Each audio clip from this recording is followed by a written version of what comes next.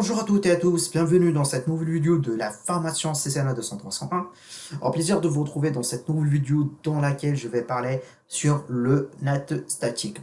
Donc pour celles et ceux qui n'ont pas encore vu donc, la vidéo précédente concernant la partie théorie, là je vous invite vivement donc, à revenir dessus afin voilà, que vous regardez pourquoi en fait on met le net statique, ainsi voilà donc je vous ai montré comment le paquet donc il part d'une source à une destination et quand est-ce donc l'IP donc change lorsqu'en fait on a du node statique. Bah voilà, l'objectif en fait c'est que vous ayez donc les notions basiques afin avant que vous entamez cette partie pratique du node statique. Alors, ma topologie, mon lab, donc, il est composé de trois routeurs.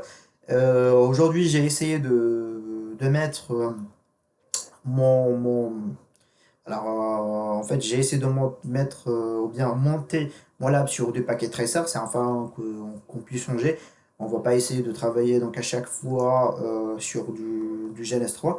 Et l'objectif, en fait, aussi que, voilà, on fait une petite configuration, voilà, lorsqu'il faut, avec du paquet tracer, parce que aussi, en fait, on essaie, en fait, de faire un peu d'équilibrage de charge, même si, en fait, moi, je préfère que on fait une configuration toujours sur du GNS3, comme ça en fait on peut avoir plusieurs commandes. Parce que le souci parfois avec Packet Tracer, et je vous dis très honnêtement, c'est qu'il y a certaines commandes qui passent pas.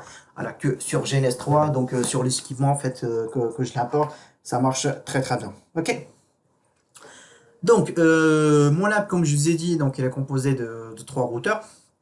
Mon réseau interne, donc par exemple, on a simulé ça, donc notre réseau interne c'est le 192.168.13.0/24, donc c'est notre réseau par exemple d'entreprise. Notre routeur, on va l'appeler comme ça, notre routeur Edge, qui est connecté donc à Internet. Donc c'est là en fait où la fonction NAT elle est configurée. Et en fait c'est à ce niveau-là, ou bien c'est au niveau de ce routeur que je vais configurer mon routage, pardon, ma configuration NAT. Ok, donc après, donc ici j'ai la partie verte, c'est la partie qui concerne donc l'ISP.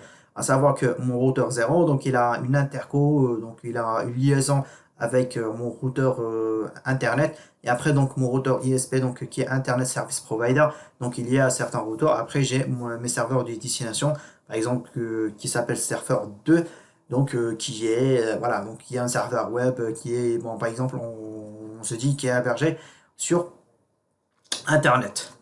Ici, comme vous pouvez constater, on a essayé d'un peu de simuler donc un peu donc l'environnement réel. Ici, en fait, j'ai mis entre mes routeurs des IP publics. Donc, je reviens sur un petit point. Le 212.212.212.0/24, c'est donc le subnet qui permet d'interconnecter donc mon routeur Edge qui est le routeur 0, donc voilà, qui me fournit donc l'accès Internet, qui est connecté donc avec mon ISP. À savoir que le 212.212.212.0/24, c'est mon réseau qui est réservé par mon service provider, c'est-à-dire par mon fournisseur d'accès Internet, afin que je fais la configuration que je veux et j'utilise les IP donc publics qui m'ont été réservés voilà en fonction de mon besoin et en fonction voilà donc en fonction de mon besoin et en fonction de tout ce que je veux. Voilà, le service il est payant bien entendu. Voilà, moi j'ai mon tablette, voilà, je suis libre de faire ce que je veux. Alors, alors pour revenir sur le lab, ici sur mon routeur 0, donc je vais essayer de vous monter un peu la table de routage. Alors, sur mon routeur, voilà, donc routeur 0 s'appelle. Alors, je vais juste en fait modifier le hostname, donc en fait vous allez distinguer entre eux. Alors, pour hostname, donc on va dire par exemple c'est le routeur Edge, WNOPR. Si en fait je fais un show IP route, qu'est-ce que j'ai? Donc, bah, j'ai en fait une route statique par défaut qui est en 0.0.0.0/0. Donc il est en fait qu'il a comme interface de sortie le serial 0.1/0. Ok.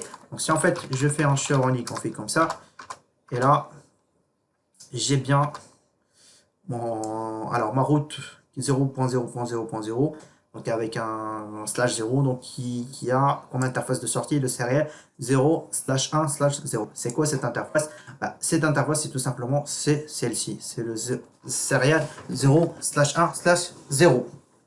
Après, j'ai mon routeur ISP et le routeur 3. Bah, dans ce cas-là, ce qui arrive tout simplement, c'est que j'ai mis en fait du routage UEGRP. Donc c'est-à-dire, c'est alors le routeur UEGRP, donc avec le routeur l'ID 100. Donc si en fait je fais comme ça, je fais ma table de routage. Alors show IP route. Alors show IP route, comme vous pouvez constater ici, j'ai pas mon réseau interne qui apparaît. C'est ça l'objectif. Parce que sur mon routeur ISP, donc j'ai pas mon réseau internet mon réseau interne qui est le 192.168.13.0, donc qui devrait apparaître. Donc si moi je viens sur ma configuration sur un config, donc c'est ça, oui, donc c'est ça, donc la configuration du GRP que moi je l'ai mis, donc 33.33.33.0 qui est ce réseau là, donc avec le routeur 3 et le 212.212.212.3, donc qui est ce réseau là. Ok, après j'ai constaté que j'ai oublié de mettre le net mask inverse, mais c'est pas grave. Alors pardon, alors je reviens si en fait moi je mets un show hyperroute. Donc moi alors l'objectif c'est que mon réseau interne il n'apparaît pas. Ok, par contre ici j'ai bien le réseau 44.44.0/24 qui apparaît donc via le 33.33.1. Donc ça il est changé avec le UEGRP, donc le T. Donc cette partie là, je crois en fait il y a déjà des vidéos qui sont déjà présentes au niveau de la formation, qui ont été préparées par monsieur Kalit.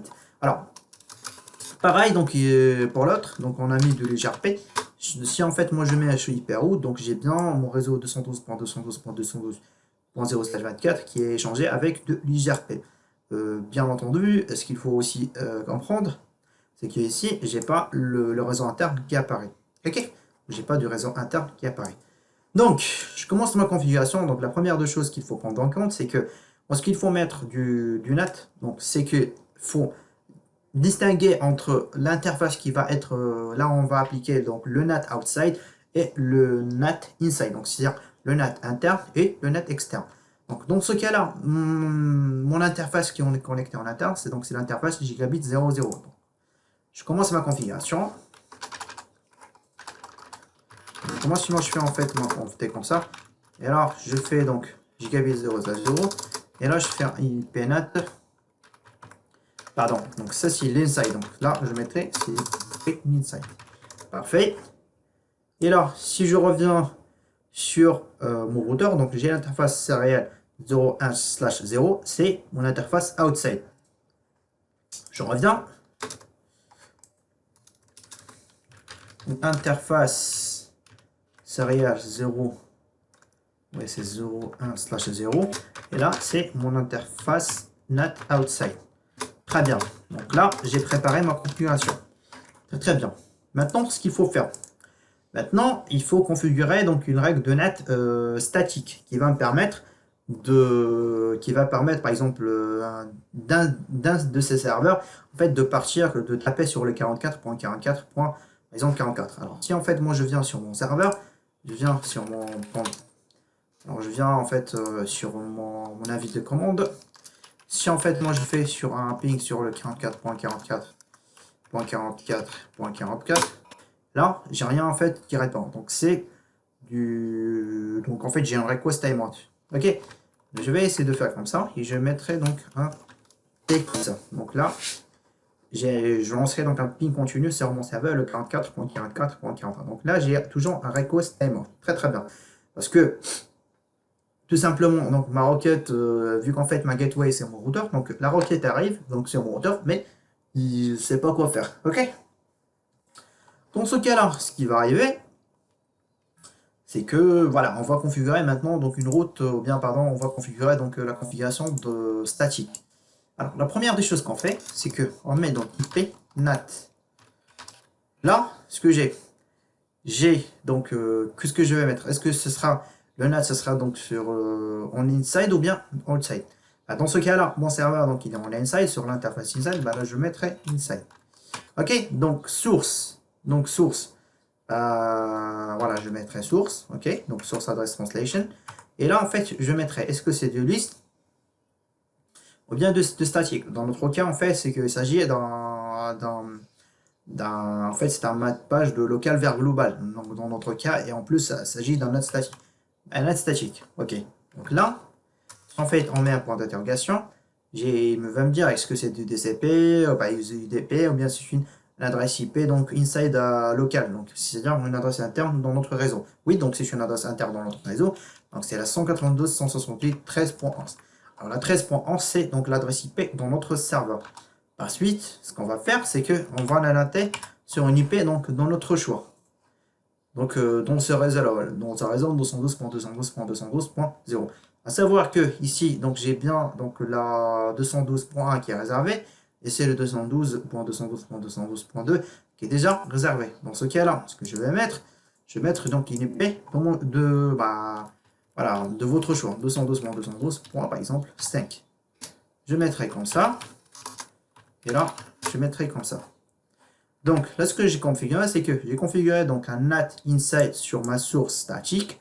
Donc j'ai configuré donc un NAT sur mon interface, voilà, en inside. Et c'est un type de NAT qui est statique sur le 192.168.13.11. Et là, je configure sur le 212.212.212.5. Donc c'est une IP de mon range qui est fourni par le service provider. Ce cas-là, je reviens sur ce truc. Et regardez très très bien. Tout à l'heure, on avait quoi? On avait des request timer. Maintenant, j'ai bien ma requête qui répond. Très très bien. Maintenant, ce que je vais faire, je viens sur mon serveur. Bon, je vais arrêter en fait. Je devrais arrêter mon pi. Ok. Maintenant, je reviens sur mon web browser. Si je mets donc un HTTP sur le 44.44.44.44, et là, j'ai bien mon serveur qui répond. Donc, c'est la page web dans mon serveur, donc de l'autre côté. Très bien.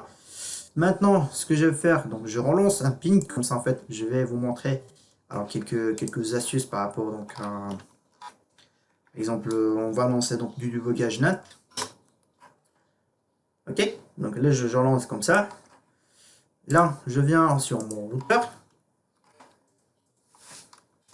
Là, je viens sur mon routeur et en fait, je mets sur IP NAT Translation.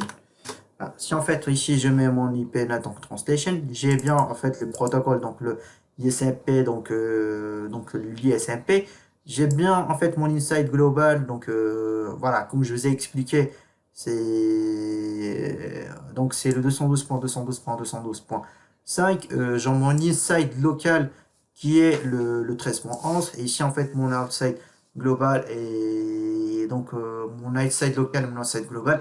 Donc c'est en full destination, donc c'est ma destination le 44.44.44 et le 44.44.44 sur le outside global. Ok. Voilà, donc maintenant ce que je vais faire, c'est que si en fait moi je mets un debug IP NAT, je regarde en fait ce qui se passe. Très très bien.